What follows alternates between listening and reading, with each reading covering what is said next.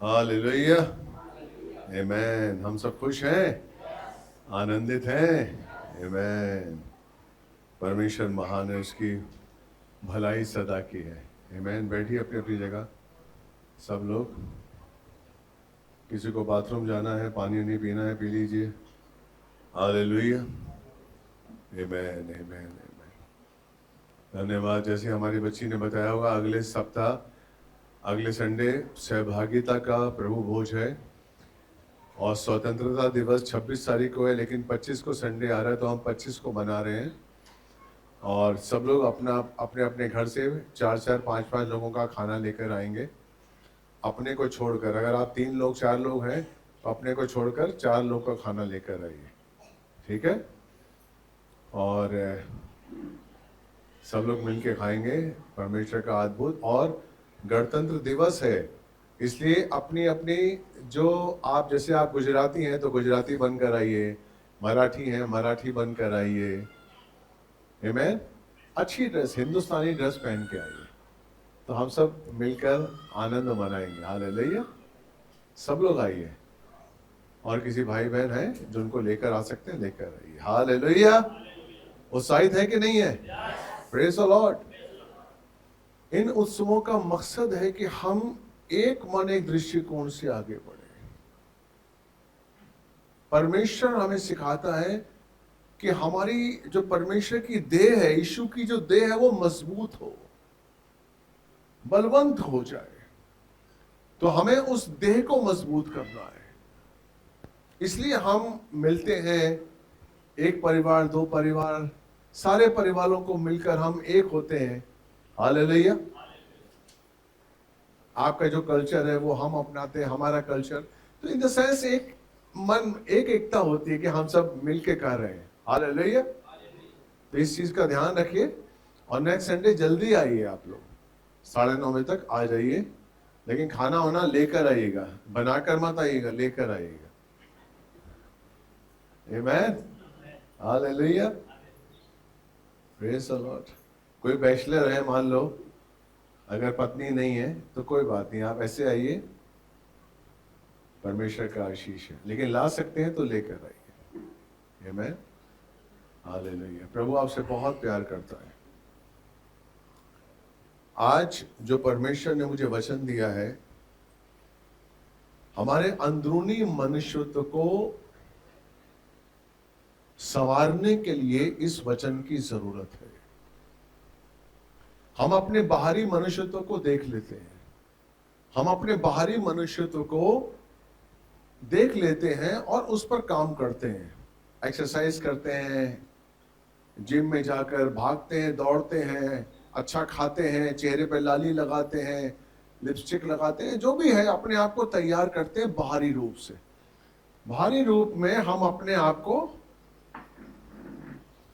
ताकतवर और अच्छा साबित करने की कोशिश करते हैं। लेकिन बाइबल कहती है कि हमारा अंदरूनी मनुष्यत्व हमारे लिए बहुत जरूरी है। हमारे अंदरूनी मनुष्यत्व को परमेश्वर के योग्य बनना है, क्योंकि परमेश्वर मन को देखता है। हालेलुया। परमेश्वर में जब आप आए, जब आपने अपने आप को दिया, तो परमेश्वर ने आपके अंदरूनी पापों से आपको मुक्त किया।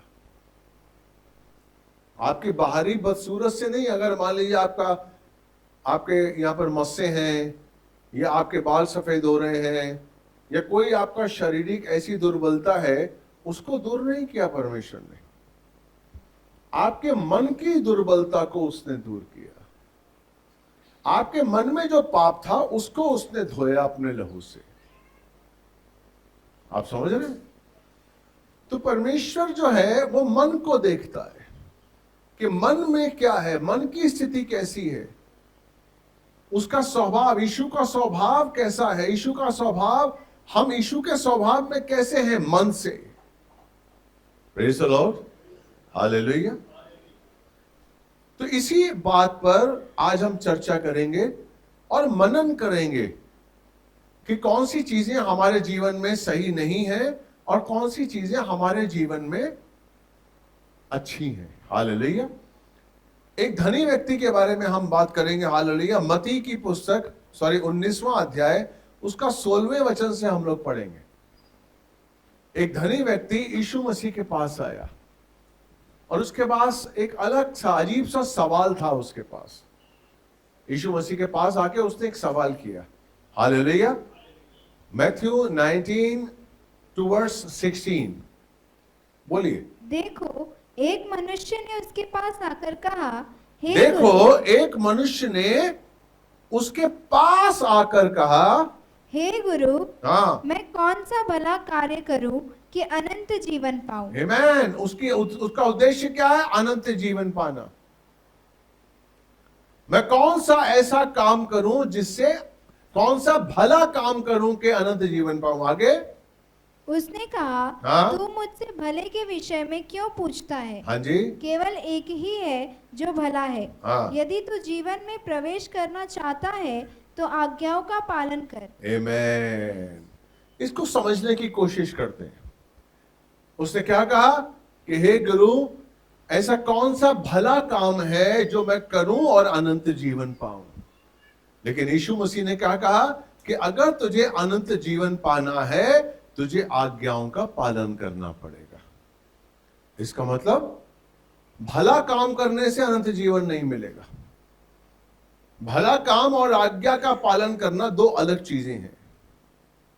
इसको हमें समझना पड़ेगा। कई बार हम भला काम कर देते हैं और हम समझते कि हमने आज्ञा का पालन कर लिया। आमीन। अगर दाऊद इब्राहिम, जिसको हिंदुस्तान का आतंकवादी घोषित किया गया है, वो गवर्नमेंट के पास आया और कहता, साहब 1 साल तक मैं 10,000 लोगों को खाना खिलाऊंगा, गरीब लोगों को रोज, और आप मेरे गुनाह माफ कर दो, तो सरकार माफ करेगी? वो तो भला काम कर रहा है ना। भला काम करने से अनंत जीवन नहीं है। अनंत जीवन किस तरीके से है? परमेश्वर की आज्ञा का पालन करने से।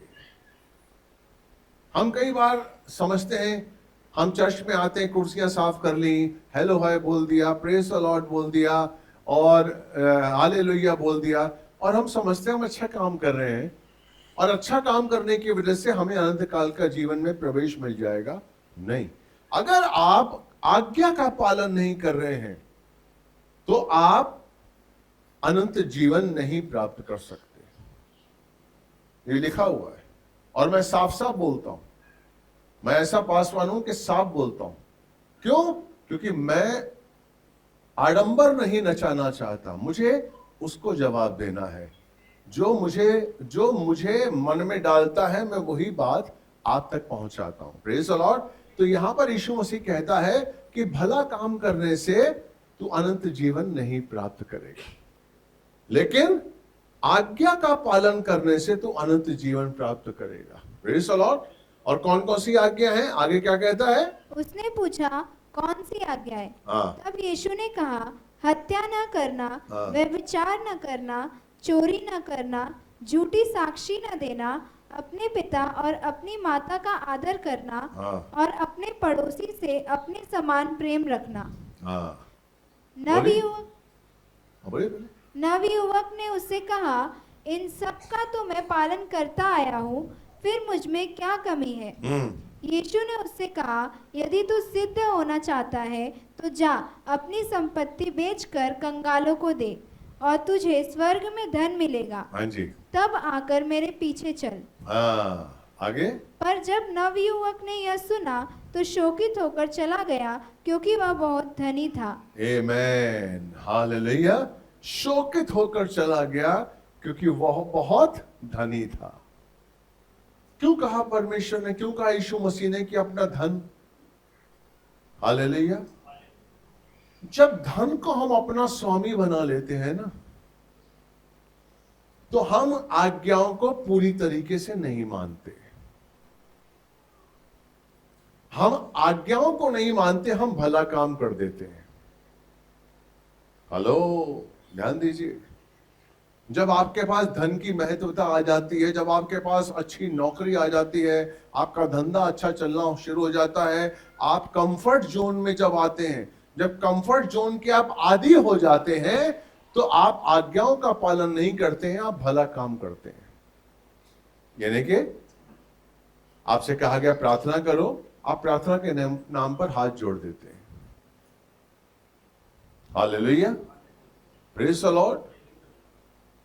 आपसे कहा गया चर्च में सेवा करो, आप किसी भाई बहन को 500 रुपए देकर अपनी ड्यूटी पूरी कर लेते हैं। आप भला काम करने में तो इंटरेस्टेड हैं, लेकिन आज्ञा का पालन करने में इंटरेस्टेड नहीं है, क्योंकि आज्ञा का पालन करने में आपको अपना समय लगाना पड़ता है। याद रखिए, अनंत जीवन किसके पास है? जो आज्ञा का पालन करना जानता है। अगर आप आज्ञा का पालन नहीं करते हैं, चाहे आप धनी हैं, अनंत जीवन आपके पास नहीं है। भला काम करने से आप अनंत जीवन प्राप्त नहीं कर सकते। अब इसमें लिखा हुआ हत्या ना करना, कोई भी इंसान किसी को छुरा घोंप के हत्या नहीं करता, लेकिन आप जब कंफर्ट जोन में होते हैं तो आपके स्वभाव से, आपके कार्यों से कई लोगों के मन की हत्या होती है, कई लोगों के भावनाओं की हत्या होती है। आपके मुंह के स्पष्ट शब्दों से किसी के मनों की हत्या होती है, आपकी किसी के भावनाओं की हत्या होती है, वो भी एक हत्या है। हेलो, हत्या सिर्फ ये नहीं कि आप किसी को छुरा मार के हत्या कर रहे हैं। अगर मैं किसी को बोलकर दुख देता हूं तो मैं हत्या कर रहा हूं। अगर मैं किसी की भावनाओं को नहीं समझता हूं तो मैं हत्या कर रहा हूं। Praise the Lord. आप किसी की भावना को कब नहीं समझते? आप जब कंफर्ट जोन में होते हैं। और इसका घरों में एक बहुत सही उदाहरण है पत्नी। वो पत्नी जो बिगिनिंग से पति का साथ देती है, लेकिन जैसे ही पति धनवान हो जाता है और आशीषित हो जाता है, वो अपनी पत्नी की कदर नहीं करता। हालेलुया। क्योंकि वो नहीं समझता, वो अपनी ड्यूटी नहीं समझता। ठीक है, हालेलुया। तो बाइबल क्या कहती है कि हत्या ना करना। वो कहता मैं तो रोज ही हत्या नहीं करता हूं। हालेलुया। दूसरा है व्यभिचार करना। हालेलुया। आप जब पाप में होते हैं, देखिए जब आप कंफर्ट जोन में होते हैं तो आप ऐसे पाप करते हैं जिन्हें आप पाप नहीं समझते, जिन्हें आप पाप नहीं समझते। क्यों परमेश्वर कहता है कि हमको दीन और नम्रता का जीवन निभाना है, ताकि हम अपने आप को रोज जांचें कि कहीं हम कोई पाप तो नहीं कर रहे हैं, कहीं हमसे कोई गलती तो नहीं हो रही है, कहीं मैं अपने शरीर की ख्वाहिश को पूरा करने के लिए कुछ गलत तो नहीं कर रहा हूं या कर रही हूं। Praise the Lord. तीसरा पॉइंट, चोरी ना करना। आज्ञा है चोरी ना करना। कोई भी मसीह ऐसा नहीं है जो चोरी करता होगा, लेकिन चोरी ना करना क्या है, इस चीज को समझना जरूरी है। हालेलुया। मुझे आपने अपने घर में खाने पर बुलाया और मैं टिफिन कैरियर लेके अपने साथ पहुंच गया आपके घर पे, और आप अंदर गए किसी काम से और मैंने अपना खाना डाला और आ गया। मैं तो कह रहा हूं कि मुझे खाने पर बुलाया था ना आपने, मैंने अपनी थैली में अपना खाना भरा और मैं आ गया। तो ये क्या है? ये क्या है? ये भी चोरी है। ये चोरी। आप कहें नहीं मैंने चोरी नहीं की, उससे तो मेरे लिए तो खाना बना था, मेरे लिए ही तो बना था। हालेलुया, आमीन। आप किसी ऑफिस में काम करते हैं और ऑफिस में आपको एक टेबल दी है, फोन दिया गया है कि ये फोन ऑफिस का है और इस फोन का आप उपयोग करिए। आप अच्छा फोन ले लेते हैं और आप उससे घर के काम भी करते हैं। दूर दूर देशों में उस फोन का उपयोग करते हैं, क्योंकि आपको फोन आप ही को दिया गया है। लेकिन किसके लिए दिया गया है? ऑफिस के काम के लिए। तो ये क्या है? ये चोरी है, ये चोरी है। हाँ, हम चोरी नहीं करते, हमने किसी की जो खजाना जो हमने नहीं लूटा है, हमने किसी की जेब को नहीं काटा है, लेकिन हमने चोरी की है। Hello, praise the Lord. आप मसीह जीवन जी रहे हैं मेरे भाई। हम भला काम करके इन छोटे छोटे पापों को भूल जाते हैं। इन छोटे छोटे लिखा हुआ माँ बाप की सेवा करना, माँ बाप का आदर करना, हम उन्हें ड्रेस लेकर, उन्हें खाना देकर ये भूल जाते हैं कि हमने माँ बाप की सेवा कर ली। क्या माँ बाप को यही चाहिए? माँ बाप को चाहिए कि आप उसके संग आकर बैठें, जिस तरह वो आपके संग बैठते थे। जिन्होंने, जो माँ बाप ने आपके लिए अपना जीवन गुजार दिया है, अपना जीवन, अपनी जवानी गुजार दी है, वो माँ बाप चाहते हैं कि बुढ़ापे में उसका बेटा, उसकी बेटी, उसकी बहू, उसकी पत्नी, मतलब जो भी है, साथ में बैठे। हालेलुया। लेकिन जब कंफर्ट जोन से हम गुजरते हैं, जब धनी इंसान बन जाता है, टाइम नहीं मेरे पास, टाइम नहीं मेरे पास। हेलो, तो बाइबल क्या कहती है यहां पर कि भला काम करने से आप अपने माँ बाप को ड्रेस लेकर दे रहे हैं, उनके लिए खाना दे रहे हैं, सब कुछ दे रहे हैं, लेकिन उनको मन का सुख नहीं दे रहे हैं। उनका मन का सुख नहीं मिल रहा उनको। Praise the Lord. तो क्या ये माता पिता का आदर हुआ? नहीं हुआ। हेलो, नहीं हुआ।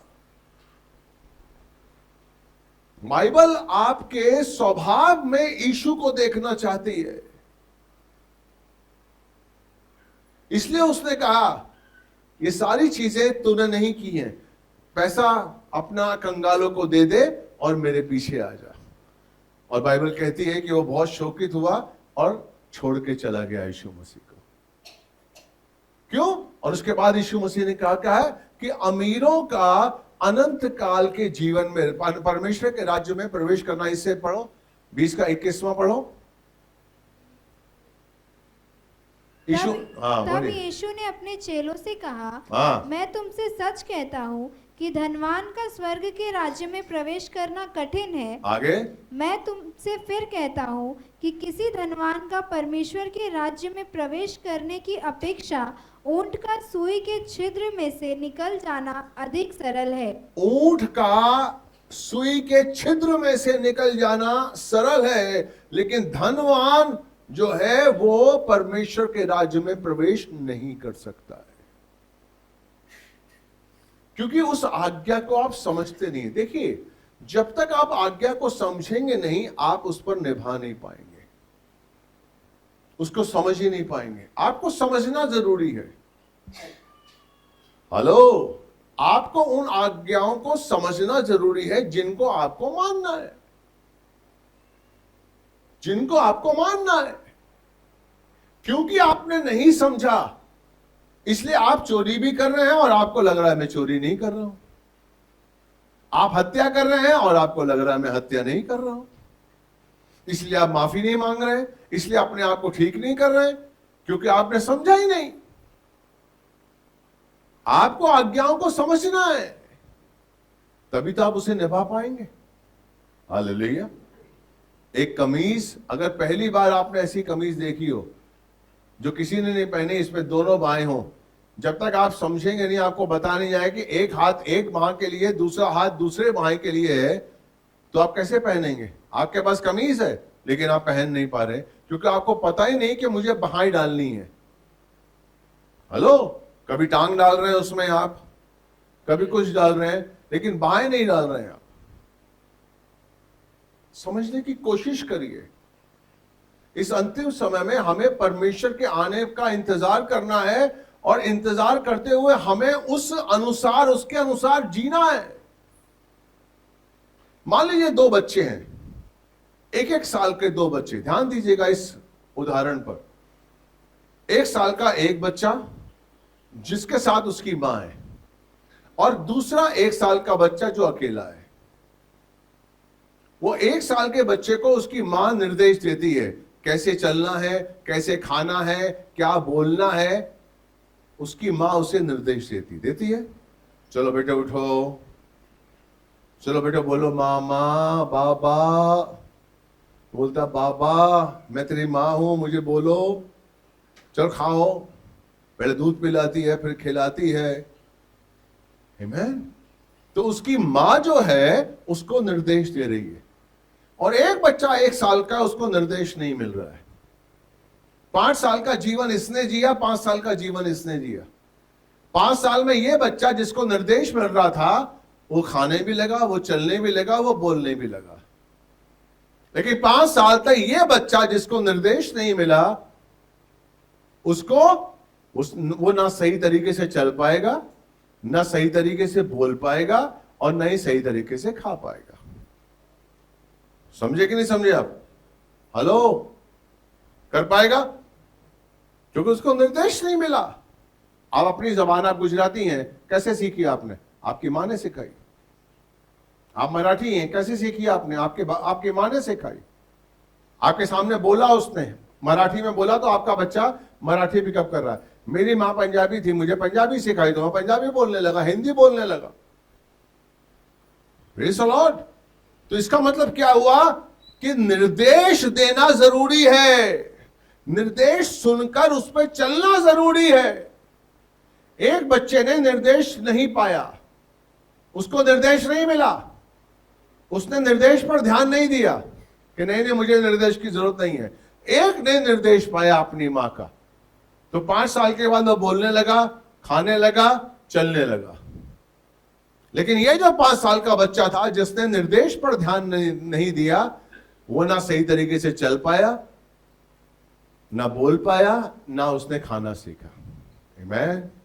हेलो, समझ रहे हैं?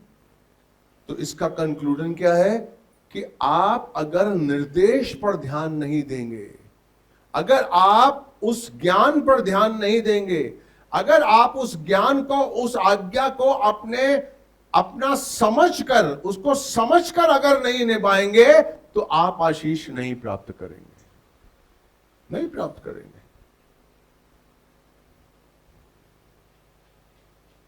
हम अच्छा काम कर कर परमेश्वर का आशीष पाना चाहते हैं, लेकिन बाइबल कहती है अच्छा काम करने से अनंत काल का जीवन नहीं मिलेगा, आज्ञाओं को सुनकर भी नहीं मिलेगा, आज्ञाओं का पालन कर कर हमें अच्छा जीवन मिलेगा। Praise the Lord. इसलिए जो छोटे मोटे हमारे पाप हैं, जिनको हम पाप नहीं समझते, किसी का दिल दुखाना हम पाप नहीं समझते, छोटी मोटी भूल हम पाप नहीं समझते, परमेश्वर उसी को पाप समझता है। परमेश्वर आपका न्याय उसी से करेगा जिसको आप पाप नहीं समझते। यहां से जाते हुए अगर स्कूटर मिला और स्कूटर वाले ने आपसे 40 रुपए की जगह 80 रुपए ले लिए, तो आप अपनी भाषा की मर्यादा भूल जाएंगे और उससे खरी खोटी सुनाएंगे। परमेश्वर की दृष्टि में ही पाप है। एक मसीह जीवन ऐसा नहीं होना चाहिए। हालेलुया। आपकी दृष्टि में नहीं है पाप, आज के इंसान की दृष्टि में पाप नहीं है। लड़के लड़की मिलते हैं और हेलो हाय करते हैं और शारीरिक संबंध बनाते हैं, उनके लिए पाप नहीं है, कोई पाप नहीं। क्या हुआ इसमें? आप समझते हैं क्या हुआ? अरे ये पाप है, आप इस पाप को नहीं समझ रहे। हेलो, इस पाप को समझिए, यही तो व्यभिचार है। भजन संहिता 19:12, यही तो व्यभिचार है। पढ़िए बेटा। अपनी भूल चूक को कौन समझ सकता है? मेरे गुप्त पापों को क्षमा कर दे। आमीन। भजनकार क्या कह रहा है? मेरे गुप्त पापों को क्षमा कर। क्योंकि जो गुप्त पाप है, जो नहीं दिख रहे, जो लोगों को नहीं दिख रहे, लेकिन वो पाप है। हालेलुया। और आप उसके प्रति आप सजग नहीं है, अलर्ट नहीं है। तो आप पाप में धंसते जाएंगे। याकूब 4:17 निकालिए, जेम्स 4:17। हालेलुया। याकूब 4:17। इसलिए जो कोई उचित काम करना जानता है और नहीं करता, उसके लिए यह पाप है। आमीन। जो उचित काम करना जानता है, जो भला काम करना जानता है, फिश बाइबल में क्या लिखा हुआ है? जो भला काम करना जानता है और नहीं करता है वो पाप करता है। हालेलुया। लूत इब्राहिम का भतीजा था, और एक बार इब्राहिम और लूत के जो चरवाहे थे उनमें झगड़ा हो गया, और इब्राहिम ने कहा कि लूत, पूरी दुनिया पड़ी है, तू अपना चुन ले, तुझे कहाँ रहना है, और जहाँ तू पूरब में जाएगा तो मैं पश्चिम में जाऊंगा, और मुझे अलग, हम लोग अलग रहते हैं ताकि हम झगड़ा ना करें। Praise the Lord. प्रेम जरूरी है, हमारे अंदर प्रेम होना चाहिए, चाहे हम दूर रहें, हमारे अंदर प्रेम का होना जरूरी है। हम नहीं मिले, प्रेम का होना जरूरी है। हालेलुया। तो लूत ने आंखें उठाई, 13:10 पढ़िए, 10 और 12। जेनेसिस 13:10 और 12। हालेलुया। तब लूत ने आंख उठाकर यरदन नदी के पास वाली सारी तराई को देखा। पढ़िए बेटा, कौन पढ़ने वाला है? तब लूत ने आंखें उठाकर हाँ। यरदन नदी की घाटी को देखा हाँ। कि वह यहोवा के बगीचे की तरह, हाँ, सोवर के मार्ग तक मिस्र देश की भूमि की तरह भली भांति सिंचित है। हाँ। उस समय तक यहोवा ने सदोम और अमोरा का नाश नहीं किया था। आगे 12वां पढ़िए।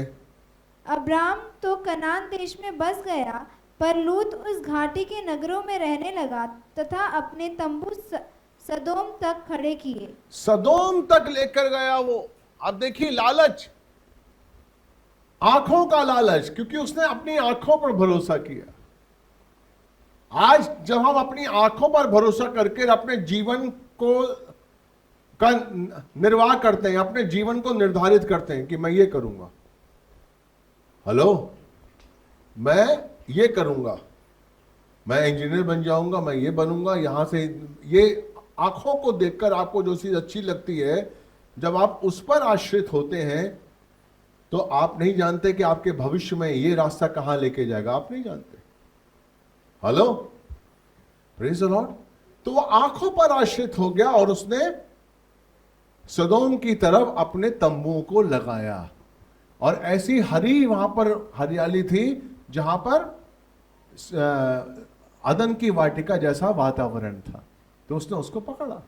हालेलुया। लेकिन वो नहीं जानता था कि सदोम अमोरा का जो स्वभाव है, जहां वहां पर व्यभिचार पलता है, और वहां पर वो अपने परिवार के संग रहने लगा। हालेलुया। उसने देखा हरियाली, उसने देखा कि अल्टीमेटली यहाँ पर खाने के लिए सेब है, सब कुछ है, वाह, हमारा जीवन अच्छी तरीके से बहेगा, नदियां हैं, सब कुछ है। Praise the Lord. और क्या हुआ? क्योंकि वो उस एटमॉस्फेयर में, उस कंफर्ट जोन में इतना रहने का आदी हो गया कि उसे सदोम अमोरा का पाप नहीं दिख रहा था। हेलो, आप संसार के इतने आदी हो जाते हैं कि आपको संसार का पाप ही नहीं लगता है। यही तो शैतान की चाल है। आपको अपनी नौकरी से, अपने धंधे से इतना हजारों लाखों रुपया मिलता है कि वो लाखों और हजारों रुपया आप पर इतना प्रभावित करता है कि आप उस धंधे में और उस नौकरी में जो पाप छुपा हुआ है उसको नहीं देख पाते। आप उसको नहीं देख पाते, और वो आहिस्ता आहिस्ता वो पाप आपके ऊपर प्रभावित करना पड़ता है, और आप पाप में लिपट जाते हैं। हुआ यही कि वो सदोम अमोरा के पाप, सदोम अमोरा में जो पाप था, बहुत गंदा पाप था, बहुत ही गलत पाप था वहां पर, और उसका प्रभाव उसकी बेटियों पर हुआ। बाइबल कहती है, अगर आप देखिए, आप 19वां और 20वां अध्याय देखेंगे तो आप पाएंगे कि अल्टीमेटली किस तरीके से जब वो स्वर्गदूत आए और लूत को और उसके परिवार को लेके गए, उसकी जो पत्नी है उसने पीछे मुड़कर देख लिया और वो खंबा बन गई, नमक का खंबा बन गई। और सोहर देश में जब उसका पिता अपनी बेटियों के साथ गया तो बेटियों ने अपने पिता के साथ ही गलत व्यवहार किया और बच्चा पैदा किया। ये किसका प्रभाव था? एटमॉस्फेयर का प्रभाव था। सदोम अमोरा का पाप था। क्या लूत के घर में पाप हो रहा था? नहीं, वो तो धर्मी था। उसके अंदर, उसके घर में पाप नहीं हो रहा था, लेकिन जो एटमॉस्फेयर था, उस एटमॉस्फेयर ने उनकी लड़कियों को व्यभिचार की रूह दे दी। और लड़कियों ने जो किया वो उन्होंने पाप भी नहीं समझा कि हम पाप कर रहे हैं। हेलो, उनका पाप करने के बाद भी आंखें नहीं खुली। आप सोचिए कि व्यभिचार कितना बड़ा पाप है। आपकी आंखें, आपकी बुद्धि बंद कर देता है। इतना बड़ा पाप, इतना घिनौना पाप करने के बाद भी उनको पाप नहीं लग रहा है। एक से मोआब जाति बनी और एक से अम्मोनी, और दोनों अशुद्ध जातियां थी। मैन, क्यों हुआ? क्योंकि वो भला काम कर रहा था लेकिन आज्ञाओं पे नहीं चल रहा था। भला काम करने से आपको अनंत काल का जीवन नहीं मिलेगा, आपको बुद्धि नहीं मिलेगी, आपको समझ नहीं मिलेगी। भला काम अच्छा है, लेकिन उससे भी अच्छा है आज्ञाओं का पालन करना। मुझे अपने जीवन में आज्ञाओं का पालन करना है। हालेलुया। एटमॉस्फेयर जो कंफर्ट जोन है, जहां मुझे आराम की अनुभूति होती है, वहां से पाप शैतान आपके जीवन में लाता है।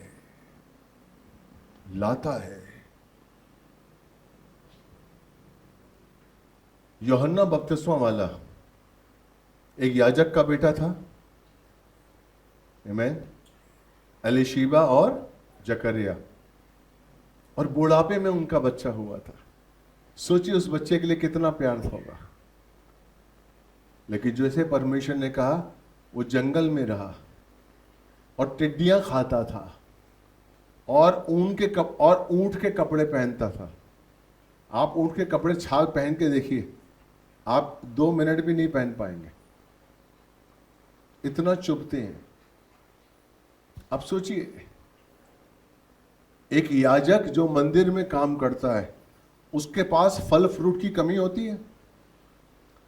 आप किसी भी यहां के पंडित, मैं गया हूं, 1-2 पंडितों के घर में गया हूं मैं, यहां जो मंदिर में पंडित हैं उनके घर जाइए और उनके घर में देखिए कि फल फ्रूट की, दूध, फल फ्रूट, क्रीम, मक्खन उक्खन इतना भरा रहता है कि आप उसको खा ही नहीं सकते।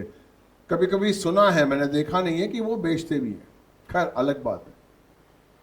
क्या एलीशिबा अपने घर में आए रोज के फल फ्रूट अपने बच्चे तक नहीं पहुंचा सकती थी? नहीं पहुंचा सकती थी? बैठा हुआ है, हालेलुया। लेकिन वो टिड्डियां खा रहा है। क्यों खा रहा है? क्योंकि आराम का अनुभव मुझे नहीं होना चाहिए, मुझे आराम में नहीं रहना है, मुझे आराम में नहीं जीवन बिताना है। Praise the Lord. डैनियल को कहा गया कि भाई 3 साल तक तुम नबूकदनेस्सर के जो मेज पर खाना है वो मिलेगा तुम्हें। आज के मसीहों को आप बोलिए, यस, भागेंगे। चिकन, मटन, फिश फ्राई, ये फ्राई, वो फ्राई, बहुत कुछ नबूकदनेस्सर की टेबल पर, और 3 साल तक मिलेगा। 3 साल तक। दाऊद ने और उसके दोस्तों ने कहा, नहीं, हमको नहीं खाना है। क्यों नहीं खाना है? क्योंकि मैं यहोवा को पूछता हूं, मेरा परमेश्वर यहोवा है। मैं इस खाने की वजह से, यस, मैं इस खाने की वजह से कहीं आजमाइश में ना आ जाऊं। नहीं खाया उसने। उसने कहा मैं साग पात खाऊंगा। आसान नहीं है। मुझे आराम की जगह नहीं रहना है, कहीं मैं आजमाइश में ना आ जाऊं, कहीं मैं परीक्षा में ना आ जाऊं, कहीं ये आगे जो मुझे खाना मिल रहा है कहीं मुझे इसकी आदत इतनी पड़ जाए कि मैं उपवास ना कर पाऊं। मैं गुलाम हूं, मुझे परमेश्वर को रिप्रेजेंट करना है, मुझे यीशु को रिप्रेजेंट करना है, कहीं मैं अपनी योग्यता को ना खो बैठूं। मुझे आरामदायक जीवन नहीं जीना है।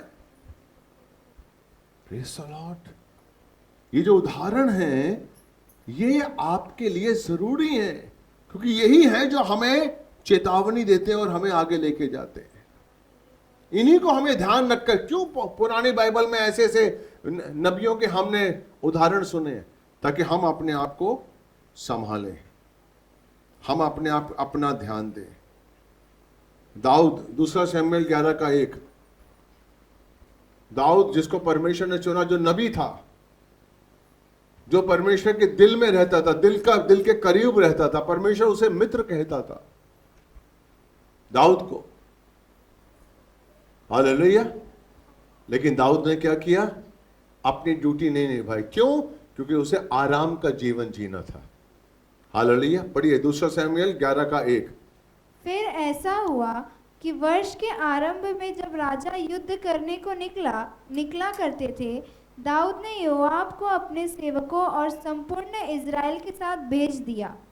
उन्होंने अम्मोनियों का सर्वनाश किया तथा रब्बा नगर को घेर लिया, पर दाऊद यरूशलेम में ही रह गया। उसकी ड्यूटी थी। साल की शुरुआत में जो राजा होते थे वो युद्ध के लिए जाते थे, लेकिन दाऊद नहीं गया। दाऊद नहीं गया क्यों? क्योंकि आराम से अमीर आदमी हो गया है, मैं राजा हो गया। और क्या किया उसने? पाप किया, बत्शेबा का पाप किया, उजिया का पाप किया। Praise the Lord. इसका मतलब आराम के जीवन की अगर आपको आदत पड़ जाएगी तो आप पाप आसानी से कर जाएंगे, और उस पाप को आप पाप नहीं समझेंगे। दाऊद ने भी पाप को पाप नहीं समझा, उजिया को मरवा दिया। वो पाप को पाप ही नहीं समझ रहा है। तब नातान नबी आया, उसने कहा तूने पाप किया है। फिर दाऊद ने साम 51 लिखा और कहा कि मैंने परमेश्वर के विरुद्ध पाप किया है, अंगीकार किया।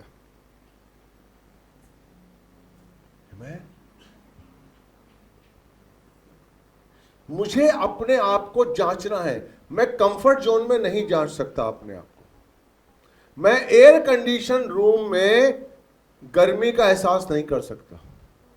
आप एयर कंडीशन रूम में बैठे हुए हैं और आप समझे कि मैं गर्मी का एहसास कर लूं, नहीं कर पाएंगे।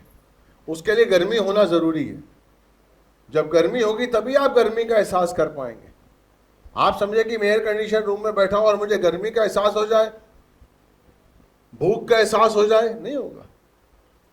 भूख का एहसास नहीं होगा आपको। और जब आपको भूख का एहसास नहीं होगा तो आपके अंदर वो तड़प पैदा नहीं होगी जिसके लिए आप परमेश्वर के लिए भूखे हों। यस, परमेश्वर यीशु क्या कहता है? यूहन्ना 6:38, वो कैसे प्रार्थना करता, उसका जीवन कैसे बीतता था, यीशु मसीह का जीवन कैसे बीतता था, वो कैसे प्रार्थना करता था? यूहन्ना 6:38, क्योंकि मैं अपनी इच्छा नहीं परंतु अपने भेजने वाले की इच्छा पूरी करने के लिए स्वर्ग से उतरा हूँ। आमीन। हम मसीह हैं, हमें अपना उद्देश्य पता होना चाहिए कि मेरा उद्देश्य क्या है। मैं कलीसिया आता हूं, मेरा उद्देश्य क्या है? मैं चुना हुआ अगवा हूं, मेरा उद्देश्य क्या है? यीशु कहता है मेरा उद्देश्य मुझे पता है, क्योंकि मुझे धरती पर रहते हुए अपनी इच्छा नहीं लेकिन परमेश्वर की इच्छा पूरी करने के लिए स्वर्ग छोड़कर मैं धरती पर आया हूं।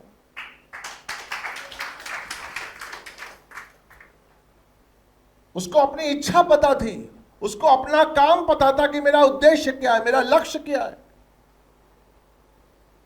अपनी इच्छा को पूरा ना करते हुए परमेश्वर की इच्छा को पूरा करना। आपको पता है पाप कब करते हैं? आप पाप कब करते हैं पता है आपको? जब आप अपनी इच्छा पूरी करते हैं। किसने कहा? जब आप अपनी इच्छा पूरी करते हैं तो पाप करते हैं।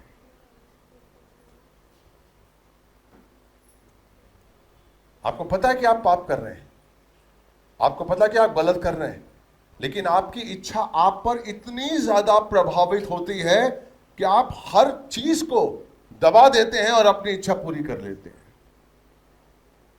हर चीज को आप दबा देते हैं कि नहीं यार छोड़ो यार, जो होगा देखी जाएगी, अभी तो मैं अपनी इच्छा पूरी कर लूं, अभी पाप कर लूं मैं।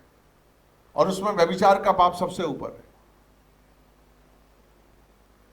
मेरी अपनी इच्छा को पूरा ना करते हुए परमेश्वर की इच्छा को पूरा करना, अपने आप को ना कहना और परमेश्वर को हां कहना। यही तो किया था गतसमनी में यीशु ने। उसकी इच्छा अलग थी कि पहला मेरे सामने से हट जाए, लेकिन पिता ने कहा नहीं, उसने स्वीकार किया, ओके। और उसके बाद उसने कोड़े खाए, 39 कोड़ों की मार खाई। Praise the Lord। यही लक्ष्य हमारा होना चाहिए। भजन संहिता 121 का 2 और 3, 121, साम 121, 2 और 3।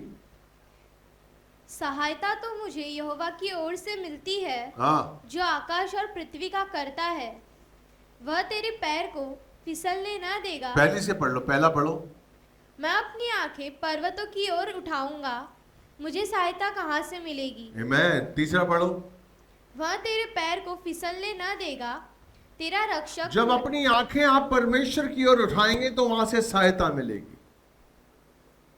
आमीन। जब आप अपनी आंखें परमेश्वर की ओर उठाएंगे तो आपको सहायता मिलेगी। जब आप अपनी आंखें पर्वत की ओर उठाएंगे तो आपको सहायता मिलेगी। और सहायता क्या देगा परमेश्वर पता है आपको? तीसरा वचन पढ़िए। वह तेरे पैर को फिसलने न देगा। आमीन। सहायता क्या है? हम लोग सहायता समझते कि वो हमें रोटी देगा, हमें नौकरी देगा, हमें धंधा देगा। सबसे बड़ी सहायता परमेश्वर की ओर से पता क्या है? कि वो आपके पैरों को फिसलने नहीं दे।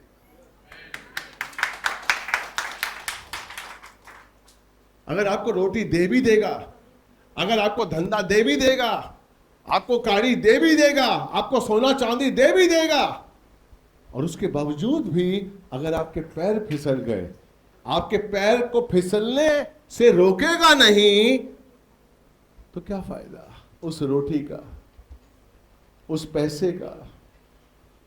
हालेलुया। तो यीशु की ओर से जो हमें सहायता मिलती है, वो सहायता ये है कि वो मेरे पैरों को फिसलने नहीं देगा। आमीन। आप जब भी अपनी आंखें उसकी ओर उठाएंगे, आप जब भी उससे मांगेंगे, आप जब उसे पहला स्थान देंगे, आप जब उस पर निर्भर हो जाएंगे कि प्रभु तू बता मुझे हर क्षण हर पल, तू मुझे बता, क्योंकि मेरी आंखें तुझ पर लगी हुई हैं, मैं तेरी ओर देखता हूं, निहारता हूं। हालेलुया। तो मेरी आंखें तुझ पर लगी हुई हैं, तो तू मुझे सहायता देगा कि मेरे पैर नहीं फिसलेंगे। आप क्या समझते हैं पैर का फिसलना आप किससे जोड़ते हैं?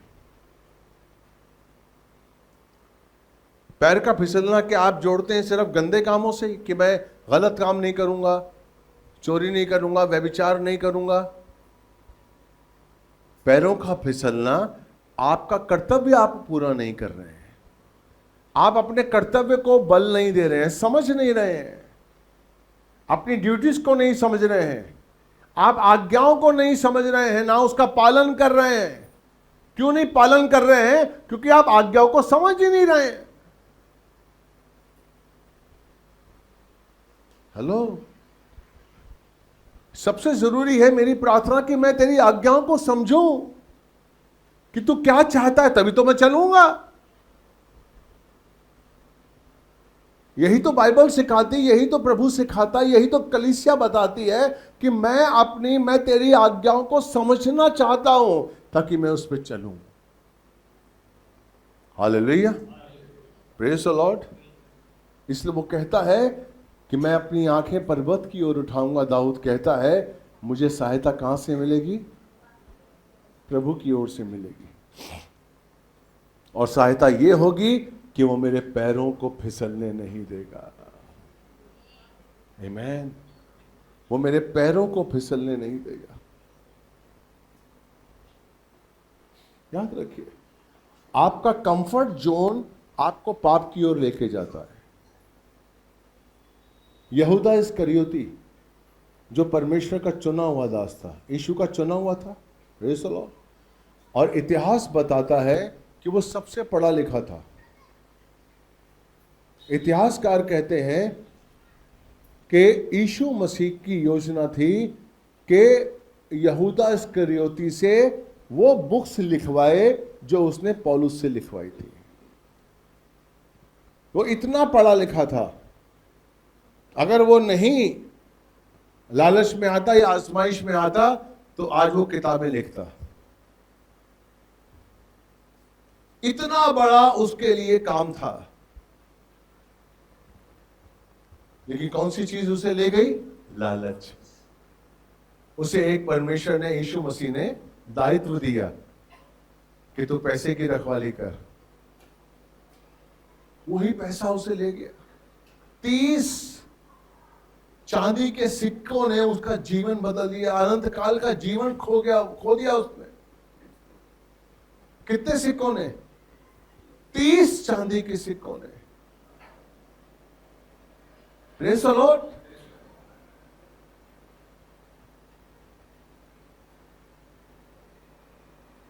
हालेलुया। हम कभी कभी अपनी शारीरिक अभिलाषाओं में इतने ज्यादा घिर जाते हैं कि छोटी से छोटी इच्छा को पूरा करने के लिए हम बहुत बड़ी कीमत चुकाने को तैयार हो जाते हैं। कोई बात नहीं यार, परमेश्वर का सामना करना शुरू कर देते हैं।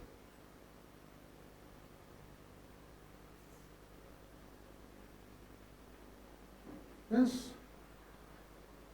आज का यूथ, कोई लड़की पसंद आ गई, वो अन्य जाति की है, प्रभु की नहीं है, रिवोल्ट कर देते हैं। अरे इसी से शादी करूंगा, अरे अनंत काल का जीवन, अरे छोड़ो उसको यार, अभी का मुझे सुख भोगना है। मैन, आप सोचिए, एहसास ही नहीं है उनको, एहसास ही नहीं है। इसलिए बाइबल कहती है कि तुमने अगर संसार को पा लिया और आत्मा को खो दिया तो तुमने क्या पाया? कुछ नहीं पाया आपने। कभी भी आप पाप करने से पहले सोचिए कि मैं जो ये कर रहा हूं, इसके एवज में मुझे मिल क्या रहा है, इसके बदले मुझे मिल क्या रहा है। सोचिए, पाप करने से पहले 2 मिनट पहले सोचिए कि जो मैं ये पाप कर रहा हूं, करने वाला हूं या करने वाली हूं, तो मुझे मिल क्या रहा है? ये सुख कितने देर तक मेरे साथ रहेगा? इस सुख से मैं क्या क्या पालूंगा या पालूंगी? यस, हो सकता है आप पाप ना करें,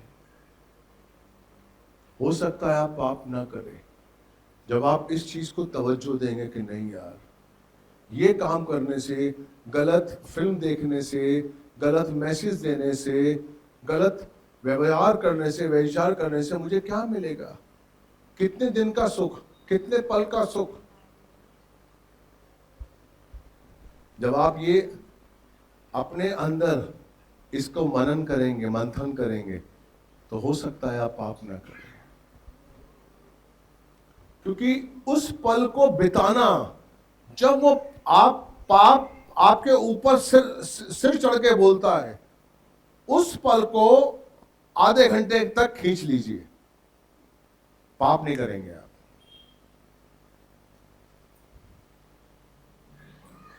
आप समझे कि नहीं? उस पाप को आप आधे घंटे तक खींच ले, नहीं नहीं नहीं नहीं, निकल जाएगा। क्योंकि शैतान का मकसद है उसी समय हवा से बोलता अभी, अरे तू परमेश्वर से ज्यादा बुद्धिमान हो जाएगी, तू मरेगी नहीं, कॉन्फिडेंट देखिए। शैतान का मकसद है परमेश्वर के विरुद्ध चलना। जो परमेश्वर चाहता है उसके विरुद्ध काम करता है, जो परमेश्वर बोलता है उसके विरुद्ध शैतान बोलता है और आपको कन्विंस करता है। इसलिए मेरे भाई, पाप की तरफ सजग रहिए और ये जान लीजिए कि भला काम करना अनंत जीवन नहीं है, आज्ञाओं पे चलना ही अनंत जीवन है।